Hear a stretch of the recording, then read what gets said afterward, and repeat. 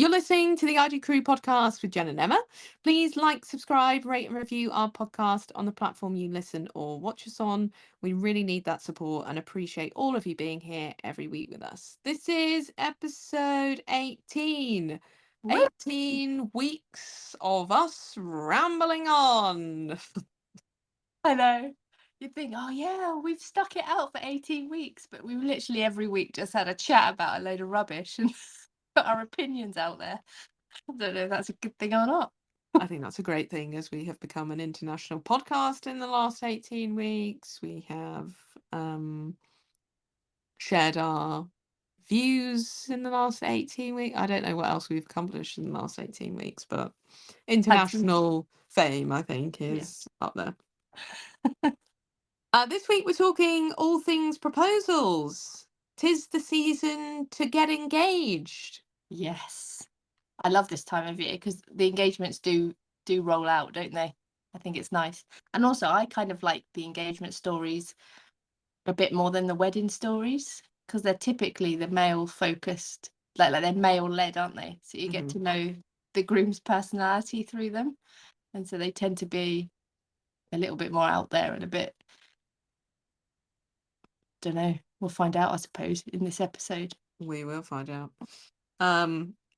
A little secret of mine. Well, it's not a secret, some people know, but I actually proposed to Ian before he proposed to me, and shock horror, he said no. But can But you just, imagine if he had said yes?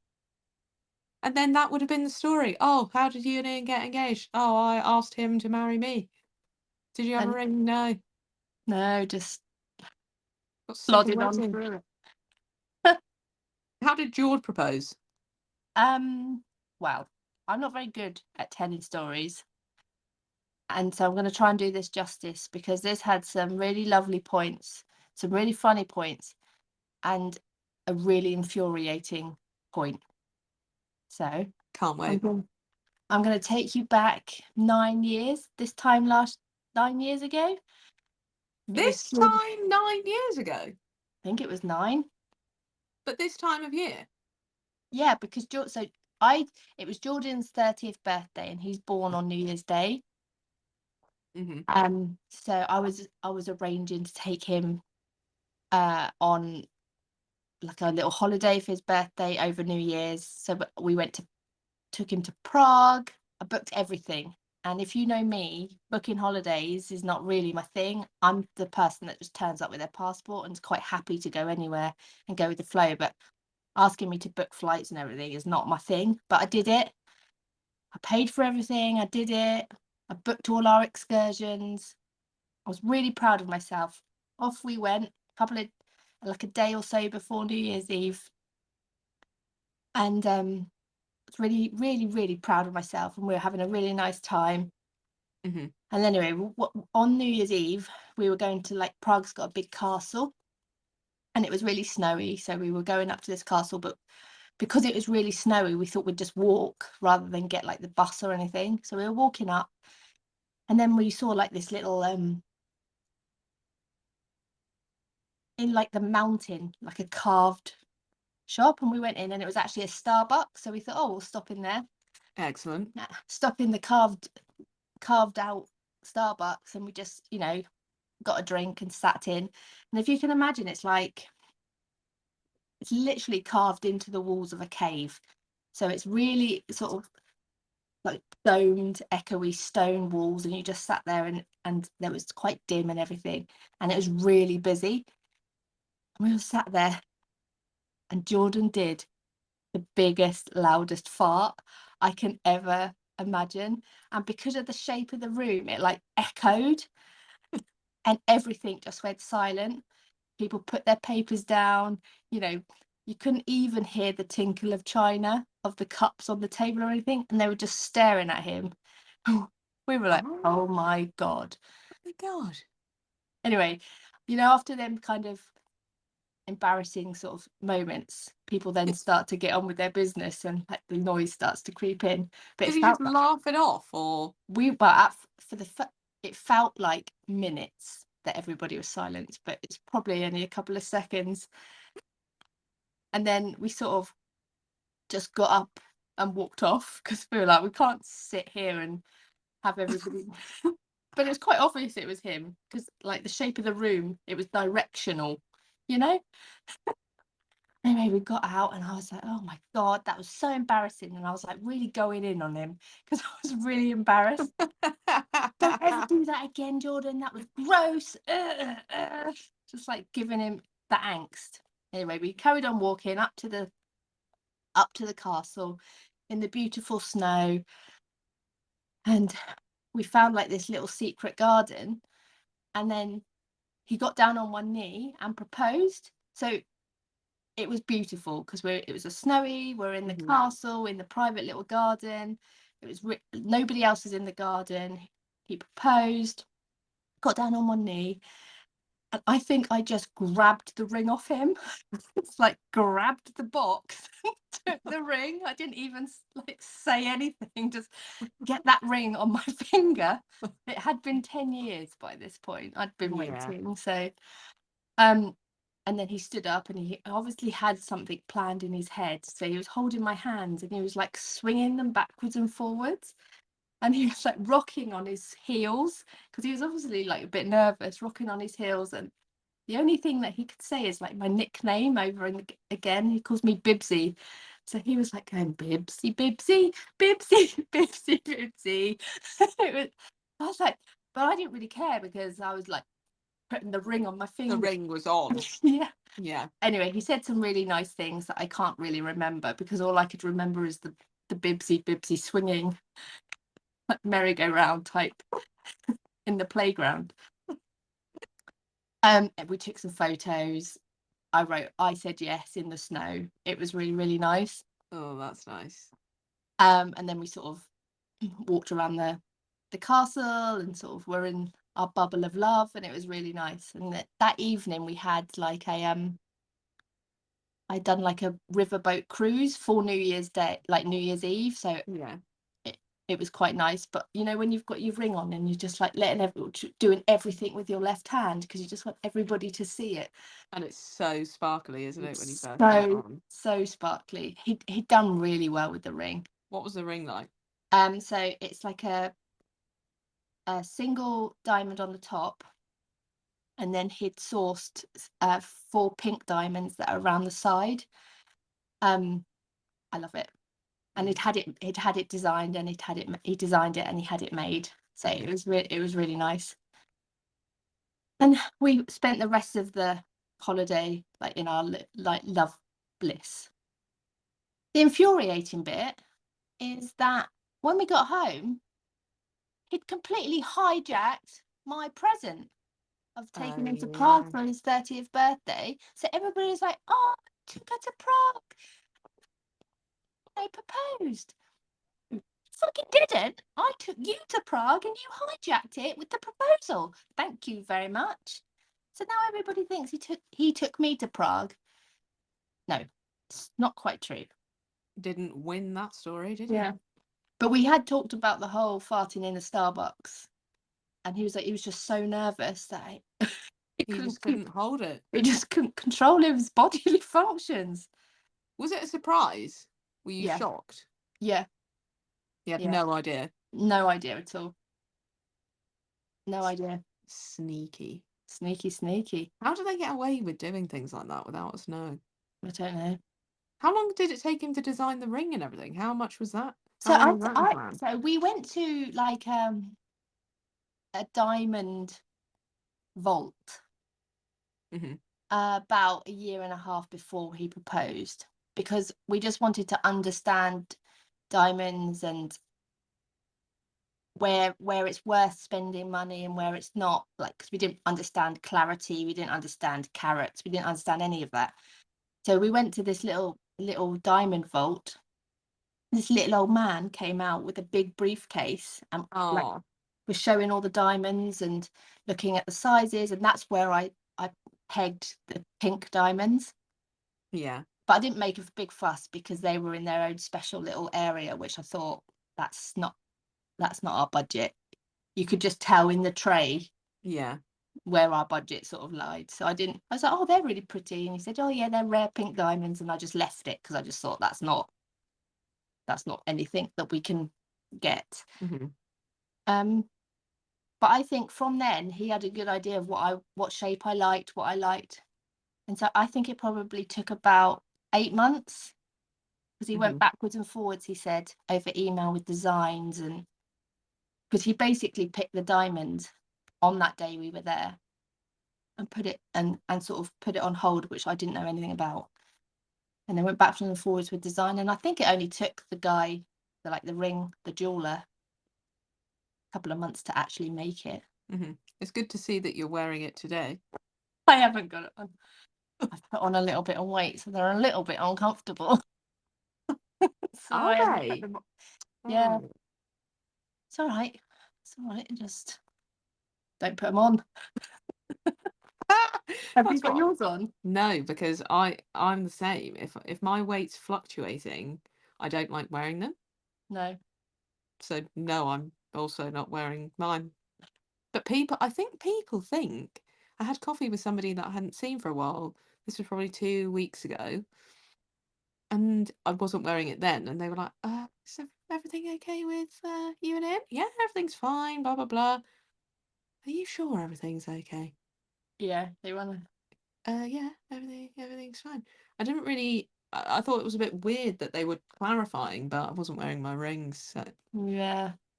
I don't sleep in mine either, because I swell up like a hot dog when I sleep. So they get really Mhm. uncomfortable and wake me up. So I never ever sleep in any jewelry. So in the morning, if I'm rushing, or if you're just having a slobby day or whatever, I just don't Mhm. put them on. So I don't wear. I have no rings on more than I have my rings on. Mhm. But I don't leave the house unless I have to. The only time when I start panicking is if I can't remember where they are, or if they're not in the place that I'd left them. Like now, I'm panicking because I left them on like my vanity unit Hmm. this morning, but the cleaner has been since then, They might be and moved. I don't remember seeing them. So now I'm going to be worrying about that the entire rest of the podcast I just until take your mind off it. Was there any farting in your proposal? there wasn't any farting, but it definitely wasn't what I was expecting.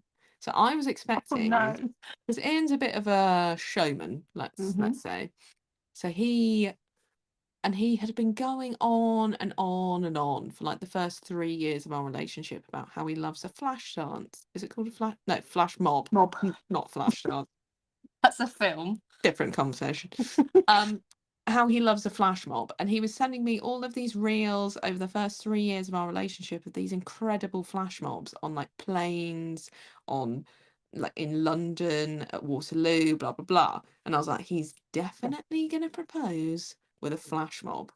Highly organized, choreographed, pre-planned Yeah, affair. exactly. That's what I was expecting. Yeah. Then we then went to New York for my 30th birthday, and Yeah. I thought, Here it is. he's gonna do it. He's gonna do it. I thought maybe he'll get the captain to announce it on the plane because he likes doing something like things like that. But then I thought, no, because he knows that I get embarrassed quite easily. But then there is nobody here that I know. So maybe he didn't do that. Then we got to the hotel, got into our hotel room. He checked to see if there was a bath in the bathroom, and there wasn't. So he was literally livid about this. We go downstairs, he wants to change rooms, get into the next room. There is a bath, he's happy. We then decide that we're gonna go and grab a coffee before having a quick nap and then going out for dinner. He's looking for his wallet and he can't find it. It's nowhere. So we go through all of his luggage, unpacked the whole thing, repacked everything, checked all of his bags, and his wallet wasn't in there. And at that point, I realised there's no ring box here, so he's not going to propose in New York. Never mind his wallet; Where is the ring box? it wasn't in any of his luggage, and I was like, oh, okay. But then Pure at least disappointment. yeah. But then at least I knew. Then the second time when I thought he was going to do it, we were on charity bike ride. I was ironing something in our hotel room for the evening meal. I was ironing, and he had been faffing around in his bags or something, and he was behind me whilst I was ironing, so I couldn't see him. And then all of a sudden I heard his voice from like down below, not like down below, but his voice was lower. So I thought, oh my God, he's down on one knee. So when I turn around, the ring will be there. Turned around, he's just looking for his iPhone charger in the bag on the floor. Another lost item. Yep. I mean, he loses everything. It's really frustrating because he goes into blind panic. It's the end of the world, and it's literally already in his hand or in his pocket or in a coat pocket. So then, life moves on, blah, blah, blah. This was then 2 years after that. And we got our puppy in, I think it was May or June, somewhere around then. We got our puppy Callie, and a couple of my friends had come over for dinner the night before, and Ian was insistent that we were going to take the puppy to the beach the following day. I was like, oh God, why do we have to do that? Like, literally couldn't be bothered. Yeah. But no, yeah, we'll take the puppy to the beach. Great. Where are we going to go? We're going to go to Milford-on-Sea. Never been there before and never been back since. Got in the car. I sat in the back with Callie because I thought, let's just sit in the back with her. It was her first sort of longish journey. Yeah. Just wanted to make sure she was okay. She was obviously trying to get out of the little like doggy crate that we'd got for her on the back seat. Yeah. She puked up. I was like, oh, great. Pulled over, cleaned up all the sick, put her back in the thing, everything was fine. Carried on driving. She then puked up again. Are you feeling slightly hungover as well from your No, dinner? no. No. Oh, okay. It was at home. We had lasagna. It was a pretty chill night. But I don't deal well with sick Yep. or poo or blood or no bodily anything. I just can't be dealing with it. So then I was like, oh my God, we may as well just turn around and go home. He was like, no, I'll clean this up. It's okay. I had to wait outside of the car because the vomit smell in the car was very overbearing. Ugh. So he's there clearing up this sick, blah, blah, blah. I hadn't even got to the beach yet. Then another 20 minutes later, we arrive. I try to open my car door, but it is so windy that you can't, you have to push the car door open to get out. I was like, oh, great. Literally stepped out the car. All of my makeup was over my face and my hair was basically a wreck. I was like, oh, I'm really glad I got ready this morning. Then obviously it had taken ages to get there. I was becoming hangry. So getting Yeah. really angry about every single thing, wanted to basically get in the car and go home. Ian was insistent that we carried on, took her down the beach, blah, blah, blah. So Callie and I start walking down the beach. She's obviously really excited. Loads of smells, loads of new things. Her paws are in the pebbles, blah, blah, blah. But so she's pulling, she's acting crazy. I was like, oh, I can't be dealing with this anymore. Gives him the puppy. I storm off in a strop because I'm literally livid by the whole situation. We get to a point where he's like, let's just sit down, have a little bit of leftover lasagna. You'll probably feel a bit better after that. So I was like, well, this is a bit weird that he's brought lasagna. Like he was insistent on bringing a picnic and blah blah blah. So I'm there having this leftover lasagna. I'm like, are you not having any? No, I'm not really that hungry. I was like, okay. Gave the Tupperware back to him. He put it back in his giant bag. And then I was like, oh, I just feel all right now. Then in the way that Milford-on-Sea beach works, it comes out like a shingle bit. Is that the right word? Like a shingle mound, but you can walk around it or you can walk along the top of it. So we're sort of sat on it a little bit, but people keep walking past. Yeah. Ian's obviously waiting for a gap in the people so that he can propose. So I'm just like, what are you doing? He's like, oh no, nothing. Just look at the windsurfers, blah blah blah. I was like, yeah, it's great.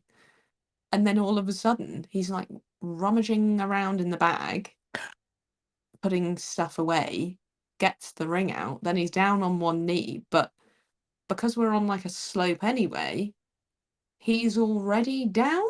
If that makes sense, there wasn't really a getting down on one knee moment. He was already lower than I was.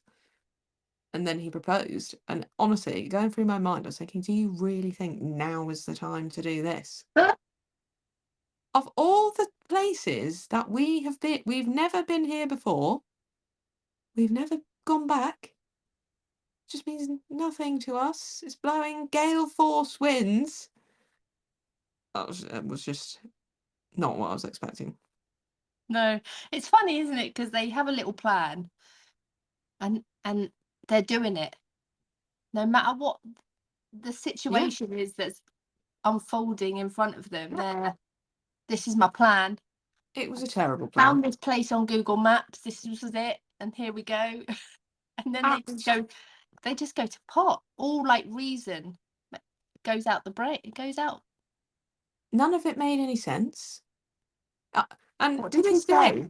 day, if he had taken me back to where we had our first date, which was Starbucks in Salisbury, and proposed there, that would have made more sense. Yeah. Or New York. Or somewhere special. Just at home. Just at home would have been fine. But no. So I think he owes me a better proposal, to be honest, because it was terrible. But same as Jord, he said some really nice things. Obviously, I had some questions. I didn't say yes straight away because I just wanted to clarify a few bits and pieces.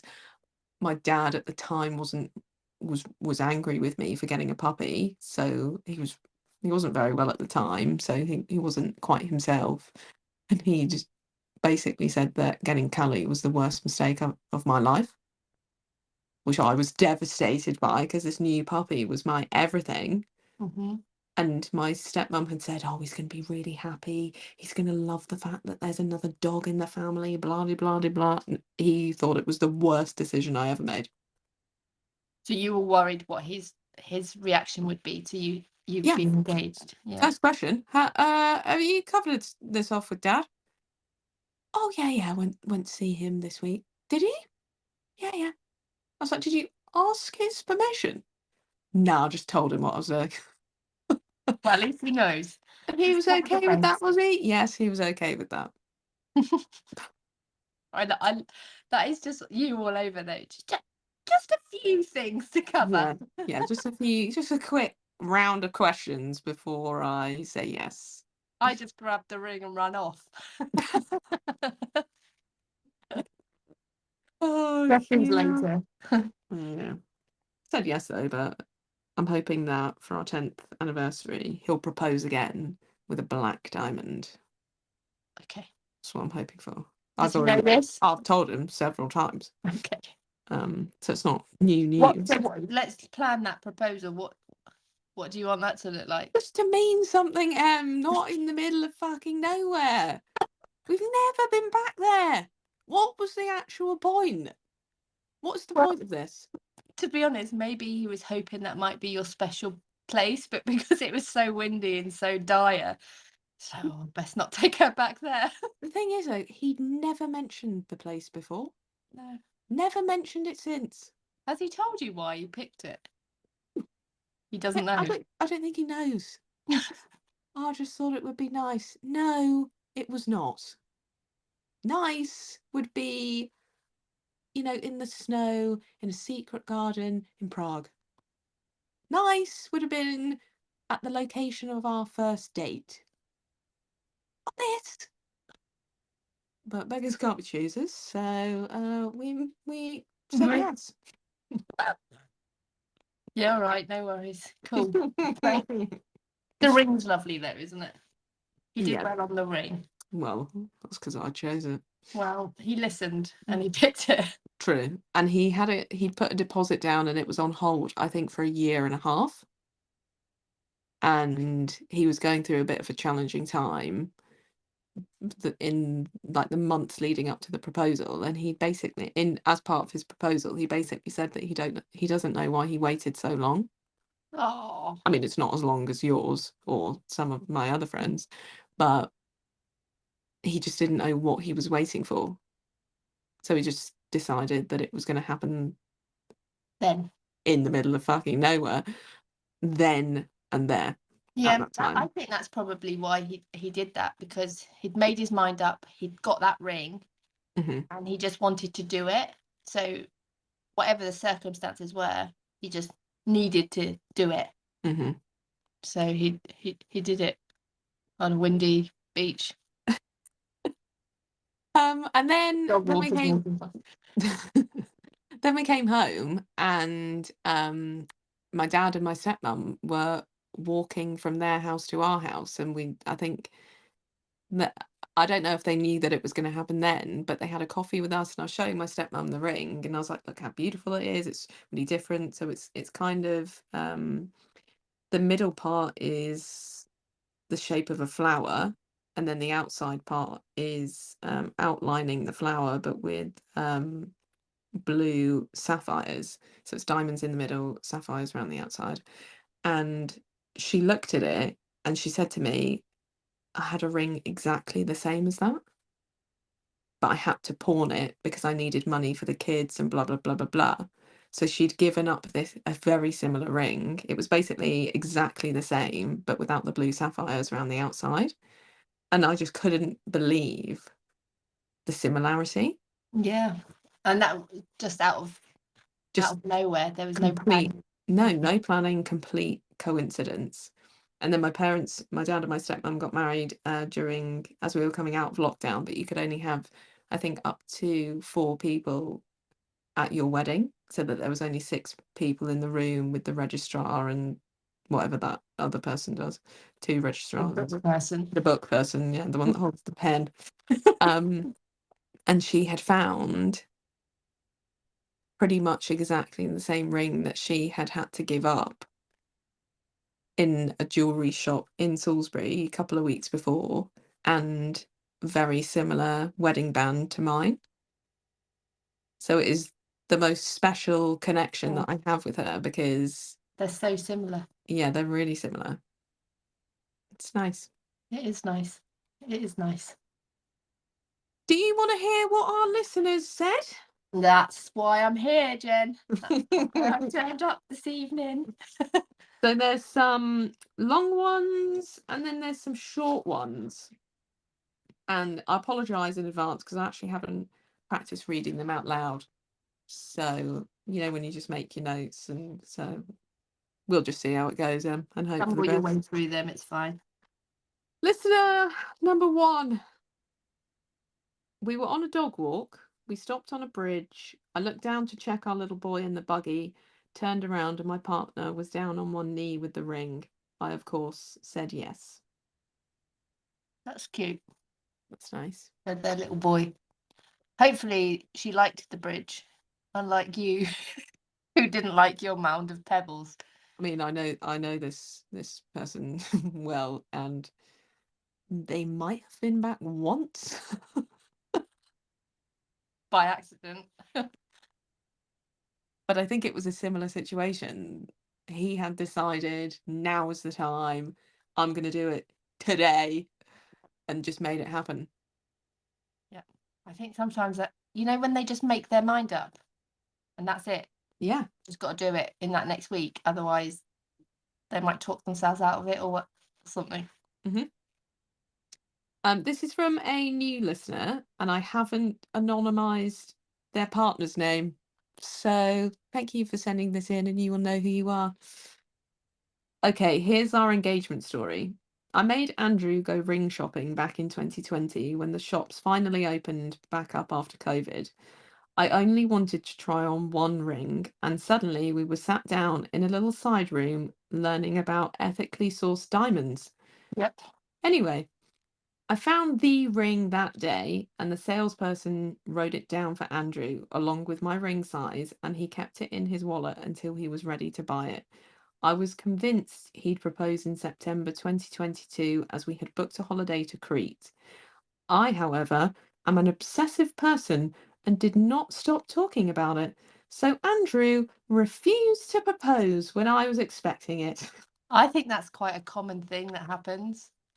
We just talk and talk and talk, and they're like, no, leave me alone. I'll do what I want to. I think because they like it's their part, like you Yeah. said earlier. It is their part of the process, let's call it. It's their thing. Don't tell me what to do and when to do it. You think I'm going to surprise you with a flash mob? No, no, No, no. I'm going to surprise you in the middle of a fucking hurricane in the middle of nowhere. I'm going to surprise you by farting so loudly in a coffee shop, we have to vacate. But I'll say yes anyway. So, okay. In July 2022, he told me we were going for a picnic, and even though we were due to meet my parents, even though we were due to meet my parents for lunch, so I was suspicious.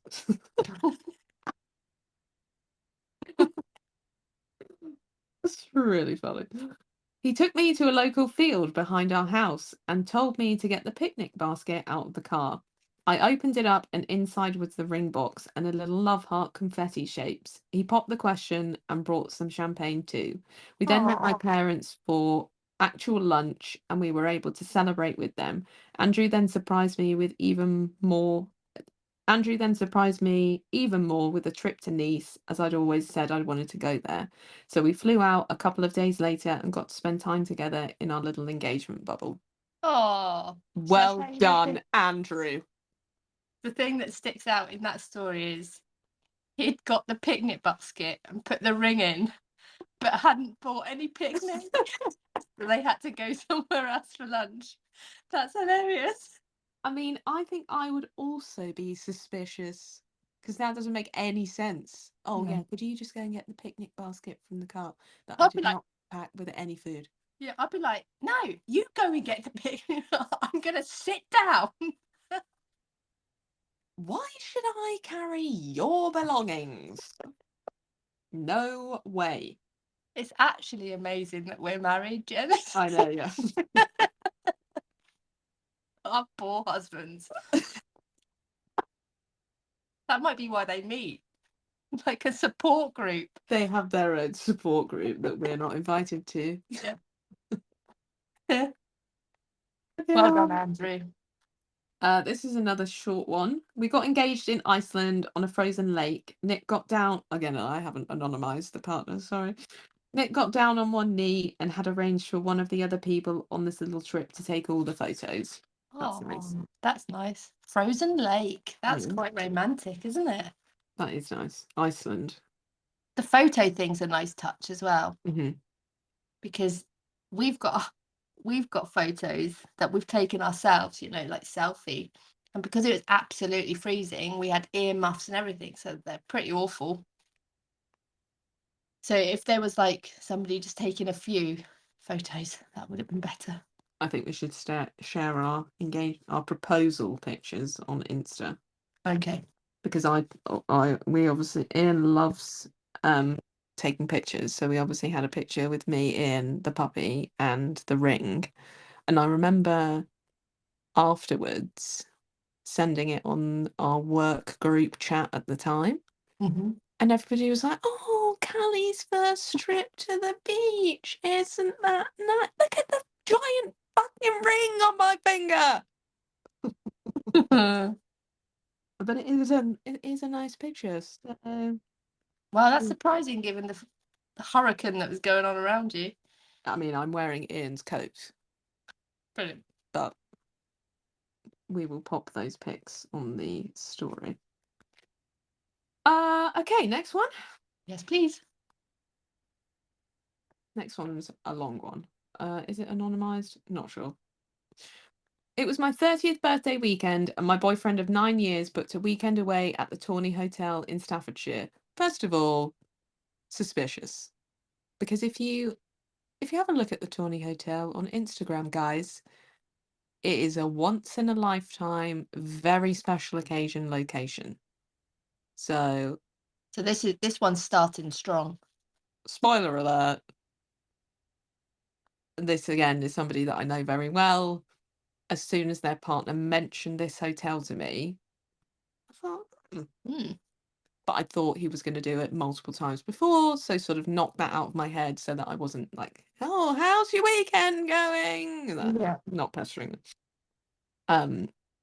But yeah, I mean, any of our male listeners that are preparing to propose, the Tawny Hotel, 100% you're going to get a yes. So if you're a bit nervous. So romantic. We stayed in a shepherd's hut which overlooked the lake and had an outdoor bath. Over the last few years, on all our trips, I would think this would be the one where he finally proposes, but he never did.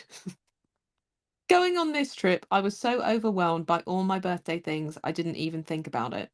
Our first night, we eat in the restaurant, and after many cocktails and wine, as we left the restaurant, the weather had turned into a crazy storm, so we ran all the way back to our hut and was soaking wet when we got back.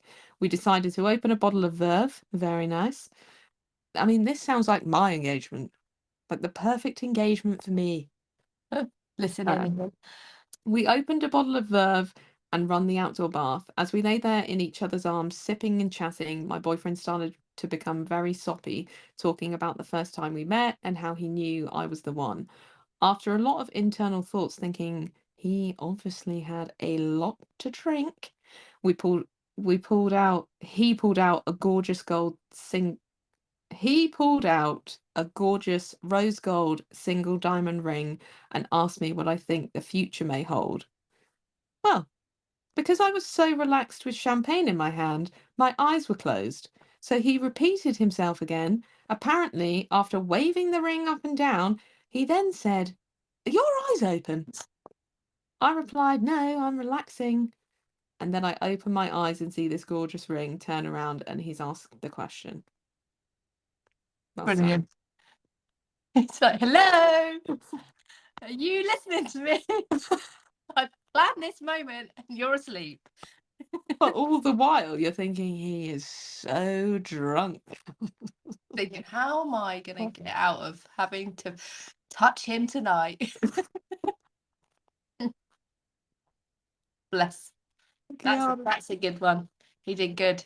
That is a good one. Yeah, he did very well, I think. And I think because they go on special holidays quite a lot, Mm-hmm. but this hotel is very different. If you have a look at it on Instagram, you'll understand what I mean. It's really, really different. It's very special. So, Ian, if you're listening, maybe a nice location to propose to me again. Next one. This one's really funny. This was a two-parter. So this is the message that they sent first. Husband carried the ring around in his shoe for a whole festival, but we were too wrecked. No. The story can't end there. So I asked a few more questions because I thought, so he's carried this ring around in Sweaty his trainer ring. shoe the whole weekend without proposing because you were living your best lives. So I went back to ask the listener if at what point did he propose. She said, well, he had my granny's antique emerald in his Adidas or Adidas, depending on what you say. So in his trainers for 4 days. No box, just the ring. We were way too wrecked for a proposal. Then he Just brought naked wing slopping around in his sweaty festival trainer. That's absolutely disgusting. How did he not break it? It's an antique em, it's unbreakable. They don't make them like they used to. They don't. That is true.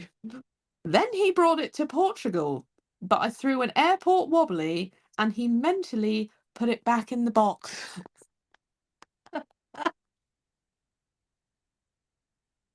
So he was reading the signals. He was like, now is not the time. She is crazy. Eventually did it on a beach a few weeks later with a ring that he had bartered for at a local market on holiday in Morocco. So it was a different ring. It's a different ring. Maybe he was like, this ring is wrecked. And this has been in my shoe for 2.5 years. I don't think this is the one she wants. Yeah. So funny. Ugh. This is again from a listener that's been with us since episode 1. So thank you so much for getting in touch and sharing this. We've been together 17 years and we had booked to go to Edinburgh after my grandparents passed away, as it was their favourite place to go. Our youngest suggested climbing Arthur's Seat, so it was the running joke that my other half was going to push me off it. Everyone knew apart from me. He's really unfit and nearly died on the climb.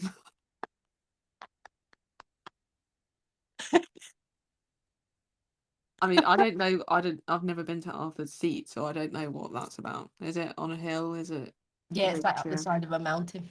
Oh, Actually, Jen, I said that with so confidence. I have no idea. this is like the whole Africa conversation again. Wait, where am I? It's a running joke. He pushed me off. Everyone knew apart from me. He's really unfit and nearly died on the climb. When we got to the top, we sat on some rocks and he then said, rather than push you off, will you be my wife? I then said, no, no, no, no, no, as was so shocked, then cried for a week with happiness. I'm now walking down the aisle in July to Bruno Mars Marry You, as it says no, no, no, no, no in it. Oh, that's beautiful. That's really nice. There's also another story that I have that I haven't written in my notes, but I definitely read it earlier. So if you could just fill in for a quick second while I try and find that. Yeah. Well, you completely put me on the spot now, and my ad lib abilities are lacking. So if Oh, you could find said story quickly, that would be great. I think it's a voice note. So what I'll do is I will drop the voice note in if I can to this episode. If not, we'll just share it on the story. But it was basically, I can give you the highlights if you Yes. like, not the. Wait one sec. Am I back? Yeah, I'm back. Basically the highlights were the partner had planned everything. So he had taken his future fiance to, I think it was Bournemouth. He'd booked a beach hut. So she was prepared to go to a beach hut, have a nice day down the beach, blah, blah, blah, blah, blah. She opened up the beach hut and it was all decorated with "Will you marry me?" He'd set up a camera so that he could record everything. And then when she obviously said yes, and then when she turned around, he had arranged for all of her close family and friends to be on the beach watching it happen. And then they all went for a celebratory lunch following, That is so nice. which I think is so nice. Risky, because if she's said no, there was a whole load of people there ready Yeah. to witness that. Yeah. But nice. I just go, the fact that he had decorated the beach hut, and hiring a beach hut is difficult. It's really stressful because I mean, I don't even know how you do it. Do you hire it off the people that own the beach hut? Yeah. Yeah. And so they're That's decorating it and getting the camera. Oh, I've got a few more anecdotal stories that I haven't written down. go for it. So You're looking nervous about this one, Jen. it's because I'm not sure if they listen to the podcast. Okay. So I'm just going to change a few of the details. So this couple have been together for quite a long time.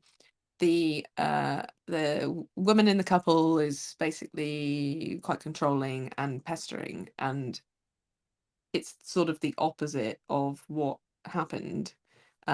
She mentioned being engaged and getting married all the time, all the time. Yeah. Any conversation that she was having with her partner. So when we get married, blah blah blah blah. When you propose, blah blah blah. Mm-hmm. So they booked this big trip to Australia, and she had said in the build up to this big trip to Australia, if you don't propose on this trip, blah blah blah, kind of giving him an ultimatum. Then, shock horror, looking out at the beautiful Ayers Rock, she's preparing to have her picture taken, so taking off her hat, taking off her sunglasses, blah blah blah, while she is while the partner is preparing the video camera to take the picture that he's staging. Mm-hmm. I'm telling this really badly because some of it's a lie. I'm changing the details.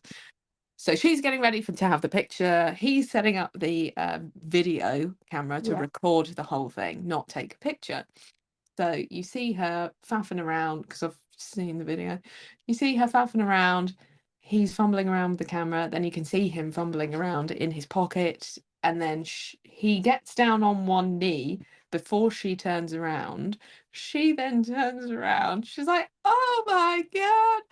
And you physically see on the video, all he says is, "Will you marry me?" She says yes, and that's the end of that. So, The quickest engagement ever. oh, well, he did what he was told, Did didn't what he he? was told. And I think that was within the first couple of days. Just get out the way so she stops talking to me about it. Yeah, get it out of the way, then I can relax for the rest of my holiday. Yeah. Bless him. But that, to me, it is the "Will you marry me?" Yep, the end. That's it. Not a few words. Yeah, he got his point across. Not a few words. Uh, but also one of my favourite proposals because it's captured on video and I love watching it. So Yeah. yes, The those build up to are it, the build up to it was more than the actual proposal. yeah Yeah. the years of pestering. Why do we do that? I don't think I did, but I No. must have because I asked Ian to marry me and he said no, so that must have been part of the pestering. Yeah. I didn't pester, I don't think. Jordan might have a different version of that story, but I don't think I did. They can talk about it in their married men's club.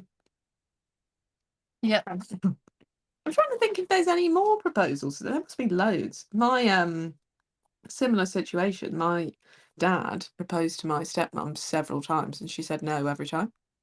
He kept trying. It is the point where you go, well, what are we doing here then? Well, they never did. And then they got married in lockdown, apparently for tax reasons. No, it's because you secretly love each other.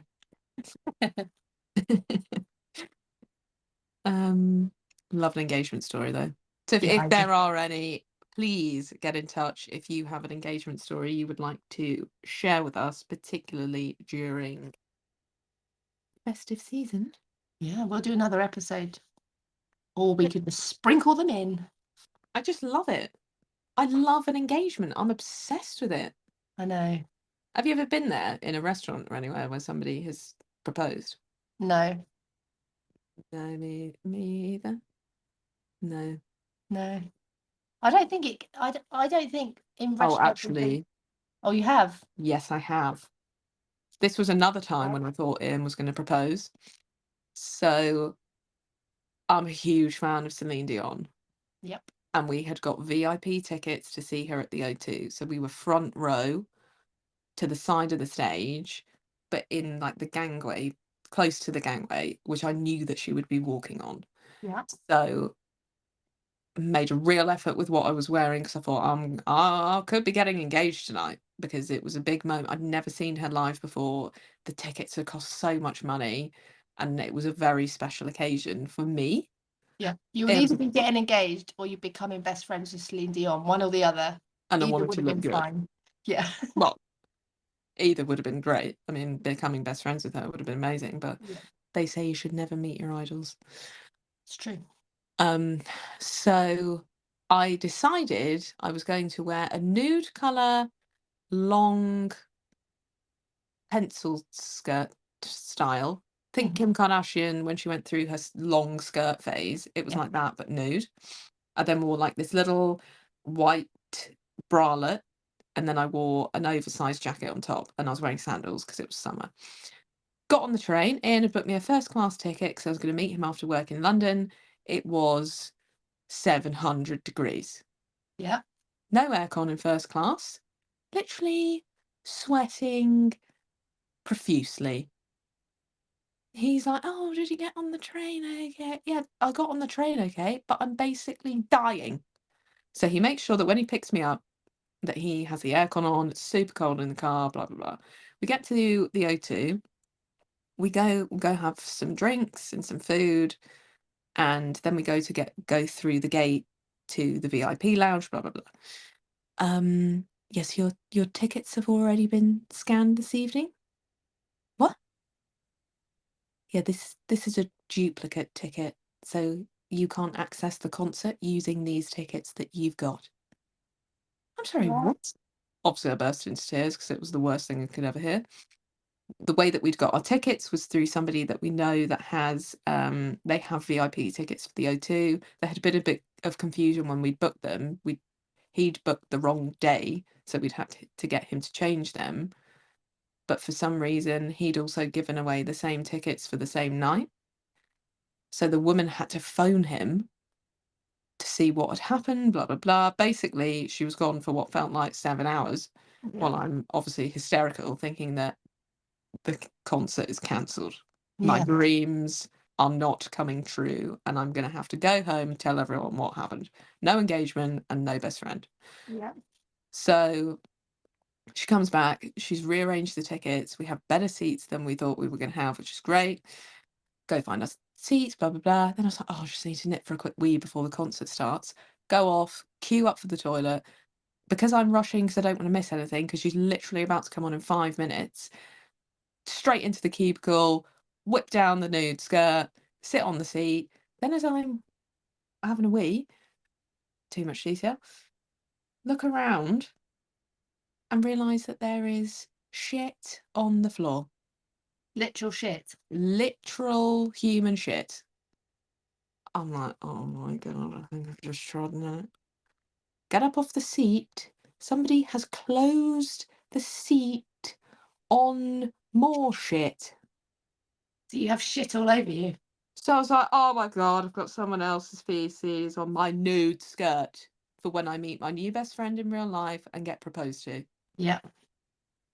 It's literally traumatized, trying to check, but couldn't quite check everywhere. Luckily, for what I had seen, nothing was on me. I don't know how that happened. The gods were with you. Went back to the seat, told him what happened, got him to double check everywhere. He was like, there's nothing on you. I've no idea how you've got away with that, but there's literally nothing on you. Okay, thank God for that. But obviously paranoid that it is. Yeah. Then the concert starts, it's amazing. Best concert ever. She comes off stage, walks through the gangway, touch her shoulder, which was one of the greatest moments of my life. Security bats my hand away, but I did Worth it. touch her leather jacket. It was great. Then the concert ends, we're walking back to the car, and I'm thinking, yeah, if he was going to propose, he would have done it by now. We're walking past this car where this man, and where they had parked, there was like one of those car park spotlights, so you could clearly see them in the front seat, where he's fucking proposing. After the Celine Dion concert, he's in his car proposing to his girlfriend. He missed the ticket there, didn't he? He could have done it at the concert. He could have done it as you were leaving in the O2. He could have. Why wait till you get back to your car? Well, at least it happened for them. Well, that's true. But they Where didn't did... get your experience in a hurricane, did they? No, they did not. Oh, Did they have lasagna? I don't think they did. I don't think so. They probably went and got a McDonald's. Yeah. I mean, that's up my alley, so Mm-hmm. fine. So yeah, I've witnessed one. At least you didn't have shit on you. I mean, silver lining. We also didn't become best friends, so No, there's still hope though. there is. Next time. That's it for this weekend. Thank you. Thank you for sharing your stories. Thank you for sharing your story. This is the final episode of season 1 of the I Do Crew podcast. We did it! We did it. It's been pretty epic. It's our, we started from nothing. We've got some real loyal followers. We've had four guests. Mm-hmm. I'm pretty proud of us, Jen. And also the fact that we have absolutely no idea what we're doing, but yet we managed to get an episode out weekly with the minimal kit that we have. Yeah. So if you would like to send us a donation for better kit, and so you can see us, just DM us on the Instagram account. I mean, they probably don't want to see what we look like right now. I've basically just come back from teaching my spring class, and I'm a broken woman. I've got a busy week in the day job and I feel like I've been driving around the country. So the fact that I'm here is A miracle. a miracle. We are also thinking about hosting a launch party. So even though, yes, we have already launched our podcast, we would really, really like to see if we could get as many of you guys that listen to us weekly into the same room at the same time and just celebrate all things season 1. So if that's something that you'd be interested in, just let us know, drop us a DM. We'd love to see you. We'd love to meet you. We'd love to hear what you think. So yeah, we'll be guided by you if that's something that you'd like. If you'd like to come down and meet us and celebrate all things I Do Crew podcast, that would be great. We would probably be hosting it sometime in the new year, probably February time around Valentine's Day. So yeah, it'd be great to hear from you. And thank you so much for being with us over the last 18 episodes. How many months is 18? 8, 12, 16. That's 4.5 months. Nearly, yeah. Is it nearly 5? Nearly 5 months, yeah. Wow. And we haven't missed a week. No. No, we have not. Look at us, we're like really sat here really proud of ourselves. Smug. We are just smug podcasters Smug professional podcasters. that are also humble for you listening every week. The final time then for season 1. It's goodbye from me. And it's goodbye from me.